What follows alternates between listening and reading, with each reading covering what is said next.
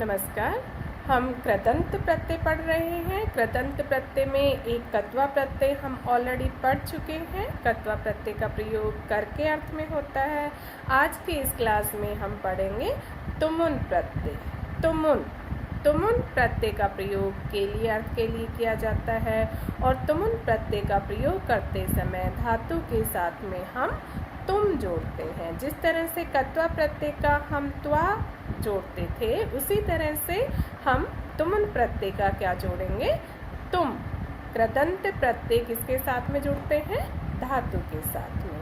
ठीक है, तो तुमुन प्रत्यय का प्रयोग किस तरह से किया जाता है और इससे किस तरह से नए शब्द बनते हैं वो हम आज की क्लास में सीखेंगे।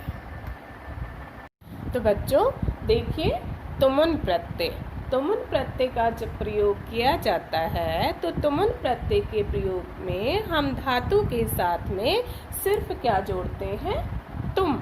हमारा तुमुन में से उ और न हट जाता है और लास्ट में हमारे पास तुम बचता है जिसको हम धातु के साथ में जोड़ते हैं।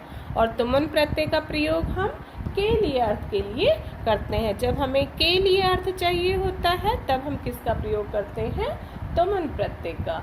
एक उदाहरण यहाँ पर मैंने लिखा है, संवाद है। देखिए, कुछ फ्रेंड्स आपस में बातें कर रहे हैं। रमा कहती है, मीते त्वम अधुना किम खादितुम इच्छसि। खादितुम, देखिए इसको, मीता बोलती है खादितुम न अहम तु पातुम इच्छामि। रमा कल्पना से पूछती है, कल्पने त्वम। कल्पना उत्तर देती है, अहम किमपि न इच्छामि अहम तु केवलम क्रीडितुम इच्छामि।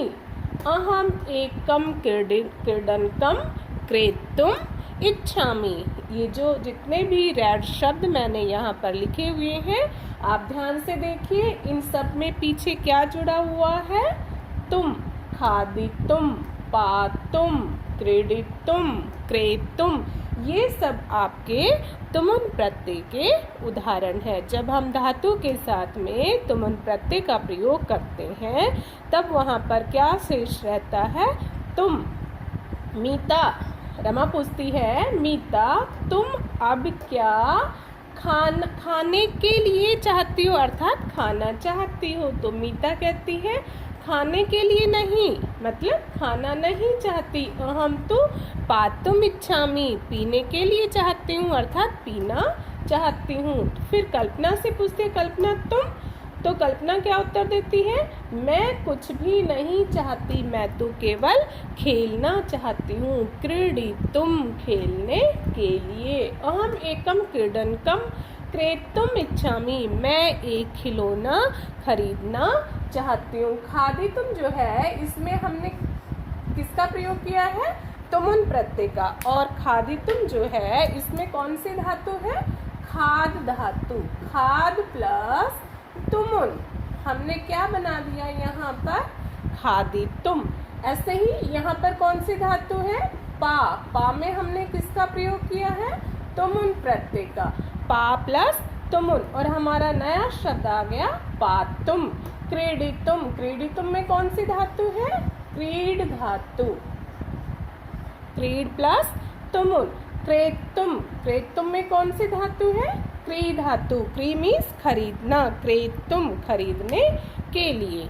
तो जैसे आपने कत्वा प्रत्यय में नियम पढ़े थे उसी तरह से कुछ आपके नियम हैं। आपका मेन जो मुख्य है वो आपका कि तुमुन प्रत्यय का आपको तुम शेष रखना है।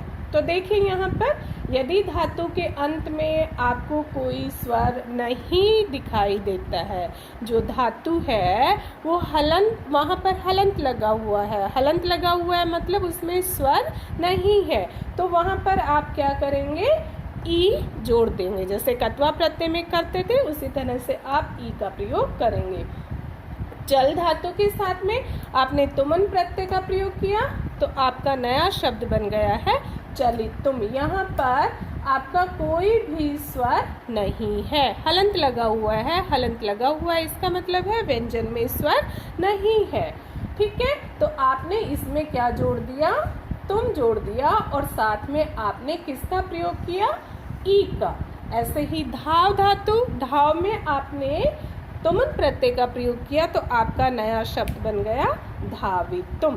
ठीक है, ये आपका पहले जैसा ही नियम है जैसे आप कत्वा में करते थे। इसी तरह से आपका दूसरा नियम है, जब धातु के अंत में म और न होते हैं तो वहां पर क्या होगा, जो आपका जो म और न है वो किस में बदल जाएगा, अनुस्वार में। अनुस्वार मीन्स सिर्फ ऊपर एक बिंदु आप लगा देंगे और नहीं तो आप क्या लिखेंगे, न। ठीक है, देखिए नम धातु, यहाँ पर लास्ट में आपको क्या दिखाई दे रहा है, म, तो आपने यहाँ पर क्या लिख दिया, नंतुम। कोई ई आपने नहीं लगाया है, तुम का आपने प्रयोग किया है और साथ में आपने अनुस्वार का प्रयोग किया है। हन, हन से आपका शब्द बन जाएगा हंतुम। ठीक है, और यदि म और न है लेकिन उसी वर्ग से हैं, समान वर्ग से, समान वर्ग से मतलब जहां पर, यहाँ पर देखिए न आपका दूसरे वर्ग से है, म आपका दूसरे वर्ग से, लेकिन यहाँ भ्रम धातु में आपने ये देखा दोनों शब्द जो हैं प फ ब भ म, दोनों ही भ और म आपके कौन से वर्ग से हैं, प वर्ग से। इसलिए यहाँ पर आप क्या करेंगे, ई का प्रयोग करेंगे और म का लोप यहाँ पर नहीं होगा। जो पहला वाला नियम है उसी के जैसे आप यहाँ पर शब्द बनाएंगे। तो भ्रम से आपका शब्द क्या बनेगा, भ्रमितुम। ठीक है, और स्वर यदि अंत में है, स्वर नहीं है तो आप क्या करेंगे, ई का प्रयोग करेंगे, और यदि स्वर है तो आप क्या करेंगे, वहां पर सिर्फ तुम लगाएंगे, ई का प्रयोग नहीं होगा। पा से आपका शब्द बन जाएगा पातुम। आपने सिर्फ क्या जोड़ दिया, तुम, और आपने कुछ भी नहीं किया, आपने तुम का प्रयोग किया। दा से दातुम। श यदि है तो वो किस में चेंज हो जाएगा, श में, और उससे नया शब्द कैसे बनेगा, दृष्ट धातु जैसे है, दृष्ट धातु से आप क्या बनाएंगे, द्रष्टुम। ठीक है, तो इसी तरह से हम दूसरे शब्द बनाएंगे। शब्द कैसे बनते हैं उनको हम लर्न करेंगे। कुछ शब्द किसी भी नियम में नहीं आते, अर्थात अपवाद होते हैं, उन्हें हमें सिर्फ और सिर्फ याद करना होता है, तो उन्हें हम याद करेंगे। दो वाक्यों को जोड़ते हुए हम तुमुन प्रत्यय का प्रयोग कैसे करते हैं, देखिए उसके कुछ उदाहरण मैंने यहाँ पर लिखे हैं। आपका नियम वही है, तुम आपका शेष रहेगा, के लिए अर्थ के लिए इसका प्रयोग होता है। दो वाक्य हैं, सुरेशः खेलती, सुरेशः उद्यानम गच्छति। जैसे हम कत्वा प्रत्यय का प्रयोग करते थे, जो पहले वाला हमारा वाक्य है उसकी धातु के साथ में हम तुमुन प्रत्यय का प्रयोग करेंगे और दूसरे वाक्य से हम कर्ता को हटा देंगे। तो यहाँ पर हमने खेलती जो हमारी धातु है, खेल धातु, उसमें हमने तुमुन प्रत्यय का प्रयोग किया और खेल प्लस तुमुन हमने यहाँ पर शब्द बना दिया खेलितुम। सुरेशः खेलितुम, यहाँ से जो आपका कर्ता है, दूसरे वाक्य का कर्ता, उसको हमने हटा दिया है। उद्यानम गच्छति, जो बचा है उसको हमने ऐसे कैसे एज इट इज यहाँ पर रख दिया है। हमें सिर्फ क्या करना है, दूसरे वाक्य से कर्ता को हटा देना है। और आपको ये ध्यान रखना है, जब हम तुमुन प्रत्यय का प्रयोग दो वाक्यों को जोड़ने के लिए करते हैं, कब करते हैं, जब दोनों वाक्यों का कर्ता हमारा एक ही है। सुरेश खेलता है, सुरेश उद्यान जाता है। सुरेशः खेलितुम उद्यानम गच्छति, सुरेश खेलने के लिए बगीचे में जाता है। और यदि आपका कर्ता एक ही है, भले ही वह संज्ञा है या सर्वनाम है, तब हमें इसी नियम का प्रयोग करना है। क्या, दूसरे वाक्य से हमें कर्ता को हटा देना है, पहले वाक्य की क्रिया के साथ हमें तुमुन प्रत्यय का प्रयोग करना है। माता भोजनम पचति, सा पाकशालाम गच्छति। यहाँ पर हमारा जो दूसरा वाक्य है उसमें कर्ता हमारा सर्वनाम है, लेकिन दोनों एक ही करता है। माता के लिए हमने यहाँ पर सा का प्रयोग किया है। तो हमारा वाक्य क्या बनेगा? माता भोजनम पच धातु के साथ में, बेटा आपको ध्यान रखना है, पच धातु के साथ में जब आप तुमुन प्रत्यय का प्रयोग लगाएंगे तो आप यहाँ पर शब्द क्या बनाएंगे? पक्तुम। अलग से है, इसको आपको लर्न करना है।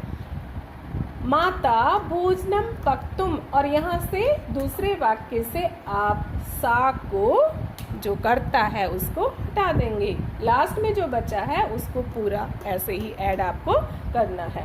माता भोजनम पक्तुम पाकशालाम गच्छति। एक और वाक्य देखिए, आपका जो दो वाक्य हैं, दोनों वाक्यों का आपका क्या होना चाहिए?